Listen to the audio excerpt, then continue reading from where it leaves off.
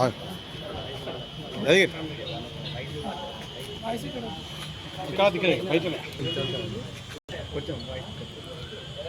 ప్రియాంక అనే నేను తండ్రి రాజేశము బద్దనపల్లి పంచాయతీ కార్యదర్శిగా సుమారు 20 నెలల నుంచి పనిచేస్తున్నాను అక్కడ. నేను అక్కడ ఏంటంటే 5 సంవత్సరాల నుంచి సర్పంచ్ లేదు. లేకపోయేసరికి ఒక 4 వ్యక్తులు అన్నీ మేము చెప్పినట్టే వినాలి, మేము ఏది మేము చెప్తే అదే చేయాలన్నట్టుగా మాట్లాడడం జరుగుతుంది. ఎట్లా అంటే ఇప్పుడు ఒక వ్యక్తి ఇప్పుడు ఏదైనా ఆయన అసలు ఏది కానే కాదు, నువ్వు నాకు ఎందుకు చెప్పలేవు అంటాడు. ఏదైనా గ్రామ సభ కానీ ఏదైనా స్కీమ్స్ వచ్చినప్పుడు ఇంప్లిమెంటేషన్ చేసినప్పుడు కానీ నువ్వు నాకు ఎందుకు చెప్పలేవు అన్నాడు. స్టార్టింగ్ నేను వచ్చిన కొత్తలో సెప్టెంబర్ 2024లో ఎవరన్నారు? మల్లేష్ బాబు, కోదాలి మల్లేష్ బాబు అని. ఎందుకు అంటే నేను ఏ రకంగా మీరు ఒక ఎంపీటీసీ అని చెప్పాలా, ఒక సర్పంచ్ అని చెప్పాలా, నేనేం చెప్పలే, గ్రూప్లో మెసేజ్ పెట్టాం, దండారు కూడా వేయించినాం కదా అని అంటే ఆ మాటకు గ్రామ సభలో అందరి ముందు ఫస్ట్ టైం నేను అప్పుడే నువ్వెంత నీ చరిత్ర ఎంత అని మాట్లాడింది. కేవలం ఆయనకు చెప్పకపోవడం అంటే ప్రత్యేకంగా చెప్పడానికి ఆయనకు ఒక హోదా లేదు కాబట్టి నేను చెప్పలేదు. తర్వాత తెలిసినాక వీళ్ళందరికీ చెప్పాలేమో, ఓకే వీళ్ళు చెప్పాలి కదా అని చెప్పుకుంటూ వస్తున్నా. పోయేదేమో మేము సర్వీస్ చేయడానికే వచ్చినాం కదా జనాలకు. సరే అది అయిపోయింది. అయిపోయిన తర్వాత ఏదో శ్మశాన వాటిక కట్టిందట, డబ్బులు తీసుకురమ్మని. 2020లో కంప్లీట్ చేసిన శ్మశాన వాటిక డబ్బులు ఇప్పుడు వచ్చి నన్ను అడిగితే నేను ఏ స్టేటస్ తీసుకొని ఇవ్వాలి, అందులో ఉన్నాయి కదా ఇవ్వండి అని అంటాడు. ఎవరు కట్టిరా? కోదాది మల్లేష్ బాబు అనే వ్యక్తి కట్టినట. మీరు కట్టినట్టు ఏమైనా ప్రూఫ్ తీసుకురండి అంటే మేము ఎట్లా ఇస్తాం, అప్పుడు నాకు ఇచ్చారు నేను కట్టినా అని అంటాడు. కట్టినట్టు సరే ఇప్పుడు ఎంత రావాలి అని అంటారు కదా, దానికి సంబంధించిన ఎఫ్టీఓస్ ఉంటాయి, అవి తీసుకొని రండి అన్నప్పుడు కూడా అవి మీ దగ్గర రికార్డు ఉంటుంది, మీరు చూసుకోవాలి. నేను కట్టినట్టు నాకు అంతకుముందు ఇచ్చిరుగా నువ్వు ఎందుకు ఇవ్వని అంటారు. అది వేరు ఇది వేరు. ఇప్పుడు మేము ఒకటి ఇవ్వాలంటే ప్రూఫ్ ఉండాలి, ఇస్తాము కాదనట్లే, కాకపోతే అది తీసుకురండి ఇస్తా అని చెప్పిన. అదైపోయింది. ఇక గుగ్గిల శ్రీకాంత్ గౌడ్, అభిగౌడ్ అనే వాళ్ళేమో మీరు మాకు అనుకూలంగా పనిచేయాలి, రేపు సర్పంచ్లో ఏది మేమే, ఏది ఉన్నా మాకు చెప్పాలి, మేము చేసినట్టే చేయాలి అని చెప్పి ఒక బానిసగా పనిచేయాలని కూడా అన్నారు. మొన్న దరిద్రంగా నేను పోయే రోజు అట్లా అన్నారు కాబట్టి నేను ఆవేదనకు ఎంత ఆవేదన అంటే అప్పటికే సంవత్సరం నుంచి స్ట్రగుల్ అవుతున్నా. కేవలం 90% జనాల కోసమే నేను ఇన్ని రోజుల నుంచి ఉండాల్సి వచ్చింది. పై అధికారులకు చెప్పిన మొత్తం పై దాకా చెప్పుకుంటూనే వస్తున్నాను, నాకు ఈ రకంగా ఇబ్బంది అవుతుంది సార్, చూడండి చూడండి చూడండి అని. అప్పటి మందం వాళ్ళు సాల్వ్ చేసి అన్ని విలేజ్లలో ఇట్లనే ఉంటారు, నువ్వు వెళ్ళమ్మా చేసుకోమ్మా అని చెప్పారు. కానీ ఇక ఎందుకంటే వాళ్ళ దాంట్లో కూడా ఏం లేదు, చెప్తున్నారు మా చేతులు ఏం లేదు, కలెక్టర్నే కలవండి అంటే 3 times కలెక్టర్ సార్ దగ్గరికి వెళ్ళిన. కోదాలి మల్లేష్ బాబు అనే వ్యక్తి సార్ శ్మశాన వాటికి డబ్బులు అడుగుతున్నారు, నాకు ఇబ్బంది అవుతుంది సార్, నేను చేయలేకపోతున్నా, రోడ్ సైడ్ విలేజ్ రిపోర్ట్స్ ఉంటాయి, అక్కడ కారోబార్ లేరు, ఎవరు లేరు, సెక్రటరీ లేడీని అయిపోయినా మార్నింగ్ 8, 9కు వెళ్తే ఈవినింగ్ రోజు 6 అవుతుంది, 7 ఆ టైం అవుతుంది ఆ ఊరికైనప్పటి నుంచి. ఇంతవరకు కూడా ఎట్లా అంటే అందరూ వెళ్ళిపోయినా టైం ప్రకారం ఉన్నాగా నాకు ఇంకా సర్వీస్ ఎక్కువ అవుతుంది, ఎందుకంటే చేయాల్సి వస్తుంది. ఆ రిపోర్ట్ ఆ రోజే వేయాలి, రేపటికి పెరుగుతుంది కాబట్టి నేను అన్ని ముగించుకున్నాకనే వెళ్ళాల్సి వస్తుంది. అయినా కానీ ఈ వ్యక్తులు వచ్చి జీపీ దగ్గర కూర్చొని నువ్వు రాస్తావా, సారీ చెప్పిండు రాయవా, నేను పై అధికారులను అడుగుతా, అది అండర్ ప్రాసెస్లో ఉంది, నా ఒక్క సిగ్నేచరే కాదు కదా, పై స్పెషల్ ఆఫీసర్ కూడా చెప్పాలి కదా అని అన్నప్పుడు అంత రికార్డు చూసిరు వాళ్ళు కూడా. ఎవిడెన్స్ ఏం లేదు వాళ్ళ దగ్గర, మీరు తెచ్చుకోండి ఇస్తామనే చెప్పారు. అదైపోయింది. ఇంకుడు గుంతలు కట్టినట్టు ఒక కొమ్మిది రాజు అలియాస్ మల్లేష్ బాబు వీళ్ళిద్దరు కలిసి స్టేటస్ చూసుకున్నప్పుడు ఫీల్డ్ అసిస్టెంట్ అడిగినప్పుడు ఒక రిపోర్ట్ పట్టుకొని వచ్చింది 14 కట్టిండ్రని. 14 కట్టిండ్రని వచ్చిన ఎంపీడీఓ సార్ దగ్గరికి వెళ్ళినప్పుడు అక్కడ ఇంకుడు గుంతలు కట్టినట్టు ఉన్నప్పుడు ఎందుకు తీసుకోలే, అప్పుడే ఆ డబ్బులు కూడా 20లోనే కట్టిరు. గ్రామ పంచాయతీ అకౌంట్లో 20 ఇంకుడు గుంతల డబ్బులు పడ్డాయి సార్, 19 అప్పుడున్న సెక్రటరీ ముద్దం రవి అనే వ్యక్తి కట్టిండని చెప్పి ఇచ్చేసిరు. ఇప్పుడు అందులో ఏం లేదు, వీళ్ళకి ఏ రకంగా ఇవ్వాలని అది కూడా నేను అడిగిన. అది కూడా అండర్ ప్రాసెస్లో ఉంది సార్, ఎంక్వైరీ రిపోర్ట్ పెట్టిరు, సర్వే చేయమన్నారు. ఒకే ఫీల్డ్ అసిస్టెంట్ అనే వ్యక్తి ఆయన కట్టిండు, పలానా వాళ్ళు గిన్ని కట్టిండు అని రాసుకొని వచ్చారు. వీళ్ళంతా పంచాయతీ వేరే ఎక్కువ పెట్టుకుంటే వేరే వ్యక్తులు వచ్చి అసలు మాకు ఇంకుడు గుంతనే లేదు మేడం, మా డబ్బులు గ్రామ పంచాయతీలో పడ్డాయటగా నిజమేనా అని తెలుసుకున్నప్పుడు మాకు డౌట్ వస్తుందా రాదా, పలానా వ్యక్తికి రికవరీ రిపోర్ట్ పెట్టమ్మా ఎక్కువ తీసుకున్నాడు అని చెప్పారు. ముద్దమ్మకి రిపోర్ట్ పెడితే ఆయన రివర్స్గా నాకే నేను కట్టింది గిన్నె ఇంకా నాకు గిన్నె వచ్చినా నాకు ఇంకా రావాలి అన్నప్పుడు ఇక మేము దిగమా రంగంలోకి సర్వే చూసుకోవాలని వాళ్ళు తీసుకొచ్చిన సర్వే ఫేక్ అనిపించింది. సో నేను వెళ్ళినప్పుడు ఏ ఒక్క వ్యక్తి కూడా మల్లేష్ బాబు కానీ కొమిర రాజు అని కట్టినట్టు చెప్పలే, కేవలం ఒక 2 కట్టినా అని చెప్పారు. మిగతా ఒక 4, 5 మెటీరియల్ వేసిడట, బట్ ఫీల్డ్ మీద ఇంకుడు గుంత లేదు. అది ప్రత్యక్షంగా ఒక్కొక్క ఇంటికి తిరుగుకుంటా వెళ్ళి ప్రతి ఒక్క సిగ్నేచర్ తీసుకున్నా. అమ్మ మరి మీరు మొన్న వేరే చెప్పిరట కదా వీళ్ళు కట్టిరని, ఎట్లా చెప్పారంటే ఏమో మేడం మాకేం తెలుసు, ఒక వ్యక్తి వచ్చి సంతకం పెట్టించుకుంటే మేము అయ్యా అని అన్నమనే చెప్పారు, ఎందుకంటే 4 సంవత్సరాల విషయం మాకేం తెలుసు అని అన్నారు. నేను ఫీల్డ్ మీదకి వెళ్ళి చూసిన ఉందా లేదని కన్ఫర్మ్ చేసుకున్న తర్వాతనే విషయం ఇట్లుంది సార్ అని మళ్ళీ సార్ దగ్గరికి తీసుకెళ్ళినా. అదంటే ప్రాసెస్లోనే ఉంది. పెద్ద అంతకుముందు ఉన్న వాళ్ళని పిలిపించుడు ఇదంతా అవుతుంది. ఒకనొక సందర్భంలో ఇవ్వండి అనే స్థాయికి వచ్చింది, ఎందుకంటే వాళ్ళ ఊరికి వచ్చింది. నేను వేరే పని చేసుకుని అందరూ కూర్చుంటారు జీపీ దగ్గర.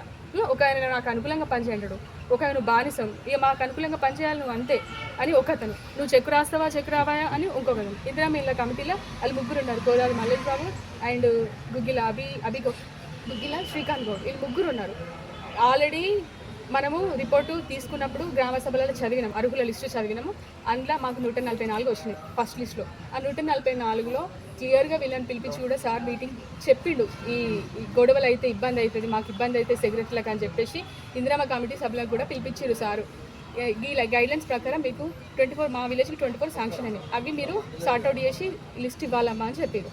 చెప్పినప్పుడు ఏ రకంగా చెప్పారు, ఒక ఫ్యామిలీలో ఒకరికి 5-6 ఉన్నా కానీ ఒకటే ఇస్తారు. గవర్నమెంట్ ఇంట్లో ఉన్న వాళ్ళు ఇనెలిజిబుల్ అని చెప్పారు. 5 ఎకరాల లోపు కంటే ఎక్కువ ఉన్న వాళ్ళు కూడా ఇనెలిజిబుల్ అని చెప్పారు. అండ్ ఇంకా ఆ ఇంట్లో 4 కంటే ఎక్కువ ఫ్యామిలీ ఉంటే ఎవరికో ఒకరికే వస్తుందని చెప్పారు. ఈ గైడ్లైన్స్ ప్రకారం నేను ముందు నుంచి చెప్తూనే ఉన్నా, ఫస్ట్ లిస్ట్ ప్రిపేర్ అయ్యేటప్పుడు కూడా వీళ్ళు ఉంటారని చెప్పి క్లియర్గా చెప్పిన. అడిగింది ఓకే శ్రీకాంత్ గౌడ్, నా పేరు పెట్టాను అన్నాడు ఫస్ట్ ఎలిజిబుల్ లిస్ట్ ఇచ్చినప్పుడు. మీకు శ్రీకాంత్ గౌడ్ గారు ఆల్రెడీ ఇల్లు ఉంది కదా, ఎట్లా పెడతారు చెప్పండి అని చెప్పిన. నేను లేదు పెట్టి అంతా మేము చూసుకుంటామన్నాడు. నేను పెట్టలేనని చెప్పిన. గుగ్గిల అభిగౌడ్ కూడా మాకు బిల్డింగ్ ఉంది మా అన్నకు పెట్టన్నాడు. క్లియర్గా మీరు మీటింగ్లు విన్నారు, అన్నీ ఉన్నాయి, మీ అన్నకు మీ నాన్నకే బిల్డింగ్ ఉంది కదా, మీరు మళ్ళీ రేషన్ కార్డు కూడా ఒకటే ఉంది కదా, ఎట్లా ఇస్తారు అని చెప్పిన.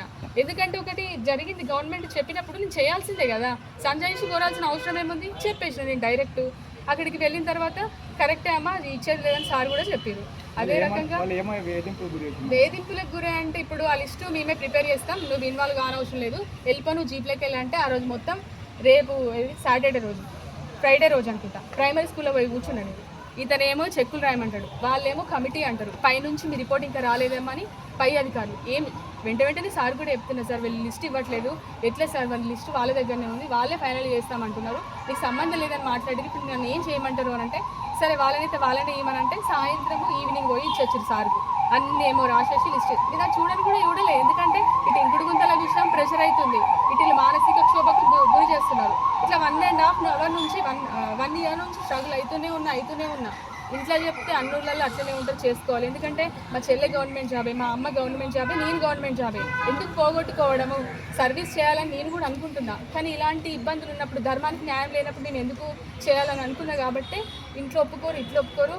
ఆ వేదన భరించలేకనే నేను ఆ రోజు మండే రోజు ఎగ్జాక్ట్ నేను జీపీకి వెళ్ళి మా పంప్ ఆపరేటర్ బాలరాజుకు అన్ని తాళాలు అవి వప్పేప్పిన.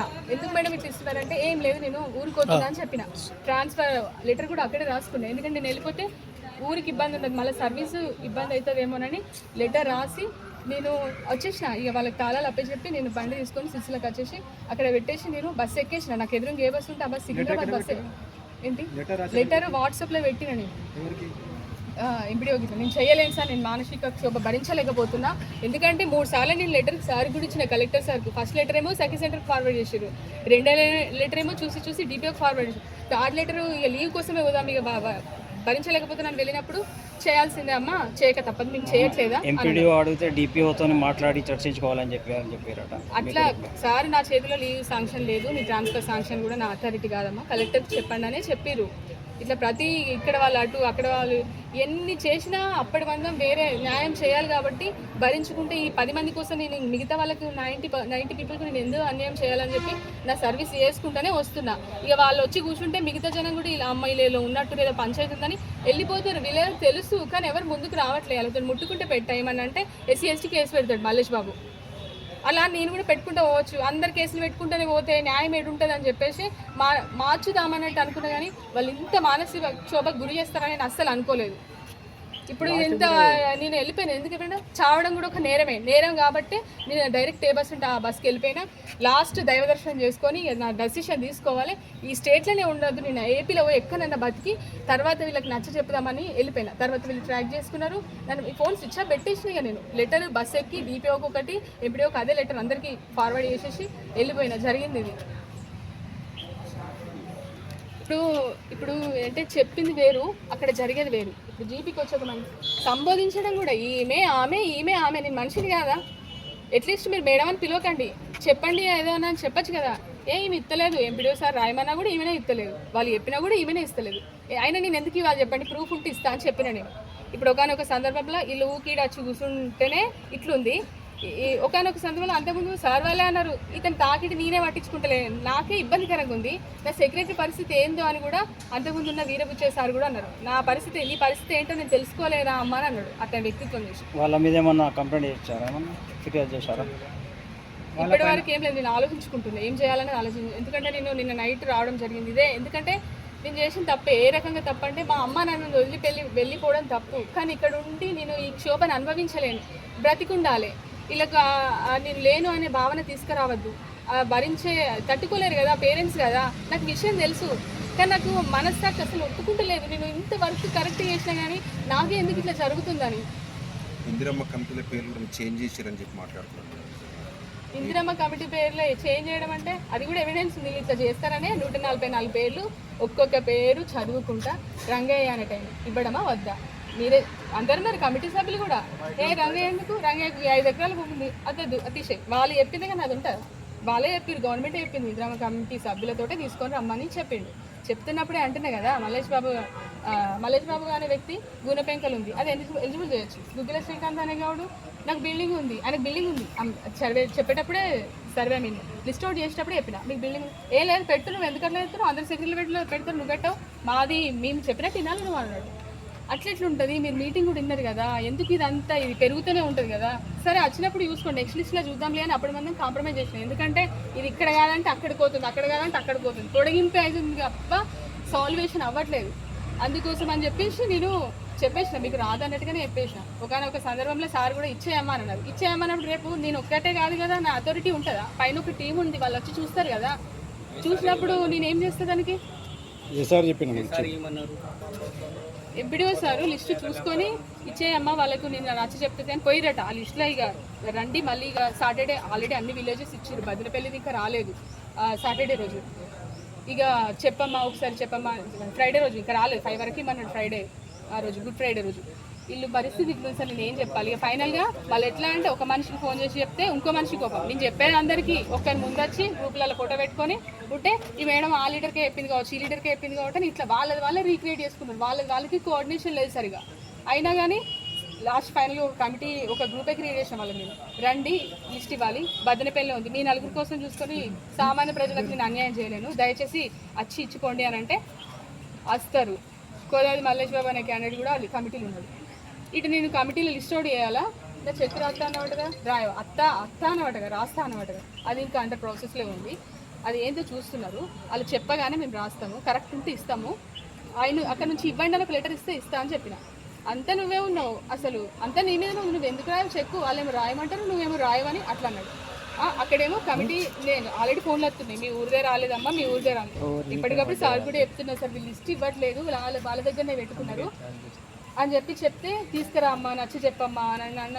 ఇక్కడ కూడా నా అంతరాభం చంపుకొని స్మూత్గానే డీల్ చేసిన.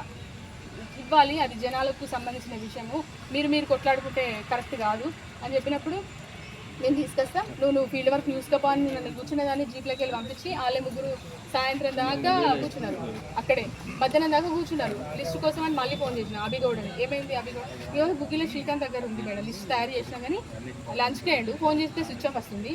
మీరేం టెన్షన్ పడిపోయారు, ఎంపీడీఓ గారికి మేము అప్ప చెప్తామని చెప్పారు. లేదు నాకు ఫోన్లు వస్తున్నాయి, ఎందుకంటే అందరు సెక్రటరీ